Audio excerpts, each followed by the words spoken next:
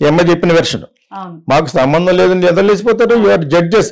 తర్వాత ఆ అమ్మాయి అంటది ఆ ప్రొడక్షన్ తాలూకా బాగుంది అమ్మాయి, అందంగా ఉంటుంది. ఎవరో జ్ఞాపిక అమ్మాయి పేరు జ్ఞాపికనా కాదు, జ్ఞాపిక ప్రొడక్షన్స్. అందులో ఆవిడ ఒక అమ్మాయి మాట్లాడుతూ ఏం మాట్లాడో తెలియట్లేదు.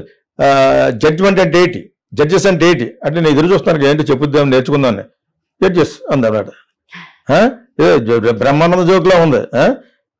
నేను ఎవరిని పెద్ద ఎదోనే అంటే కదా ఆ టైపులో ఏంటి ఏదో చెప్పుద్దేమో జడ్జిమెంట్ అంటే తీరా జడ్జెస్ లేచి వెళ్ళిపోయారు. అంటే ఏదో సంథింగ్ బ్యాడ్ జరుగుతుంది ప్రవస్తి లాంటి మంచి సింగర్ కి అనేక వెళ్ళిపోయారు. లేకపోతే ఈ అమ్మాయి బచ్చా అమ్మాయికి వాళ్ళు ఎందుకు కేర్ చేయాలి చెప్పండి.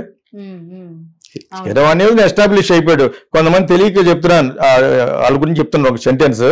Keeravani is much junior to me, you must understand. నా దగ్గరికి వచ్చేవాడు, నేను అతనికి ఈవెన్ ఒకసారి హెల్ప్ చేశాను కూడా, 1000 రూపీస్ వేటు సుందరరామూర్తి గారు ఇవ్వమంటే కోకిల్ సినిమాకి వచ్చి పాటలు రాయించి, అందుకని పాటలు కాపీ చేయమని అసిస్టెంట్ డైరెక్టర్కి ప్యాడీ అన్నాను. అంటే ఊరికి ఇస్తే ఆత్మాభిమానం దెబ్బ కొడతామని. అర్థమైంది మీకు?